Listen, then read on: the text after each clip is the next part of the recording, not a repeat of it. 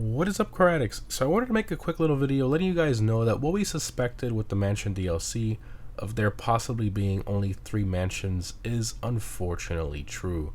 And a big shout out to Tez on X for noticing this. So according to the Korean and Spanish versions of the Rockstar Newswires covering the new listing missions last week, Rockstar made a slip up and specified how many mansions we will be getting in the December Mansions DLC. They state, en diciembre sumará 3 mansiones de lujo sin rival a este lucrativo mercado. This translates to, in December it will add 3 unrivaled luxury mansions to this lucrative market. And if you look at the English version, you'll see that Rockstar didn't specify how many mansions, but they accidentally did in the other versions.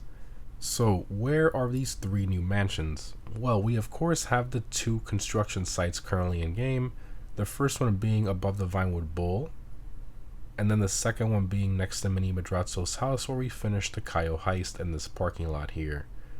So those are the obvious 2 confirmed locations right there, and based on previous news wires, we know how they're going to look, and they're basically just reskins of Devin Weston's old mansion but with some slight adjustments / additions.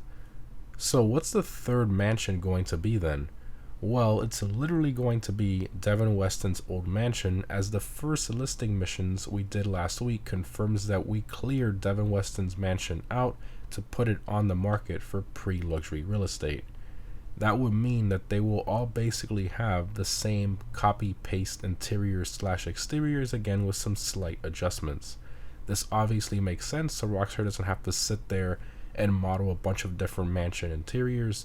But it's a real shame considering how we've wanted to buy mansions from the Rockford Hills and Richmond area like the Playboy Mansion, etc. But it seems like that's never going to happen, or at least definitely not for this DLC.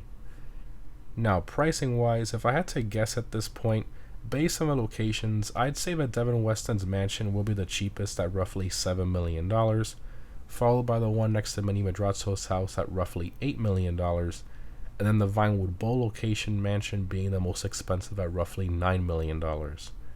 Personally, to me, it's a bit disappointing that we're getting only 3 mansions after waiting for a mansion DLC for over 10 years, and the fact that they're basically just reskins of Devin Weston's mansion is a bit disappointing, as the only differentiating thing between them for the most part seems like it's just going to be the location. But hey, hopefully they have a really cool new interior model, and hopefully not a reskin of Franklin's house in the Vinewood Hills, which sadly could happen depending on how many old assets they use. I really hope Rockstar incorporates some new heist or something with these properties, and not just the property and that's it.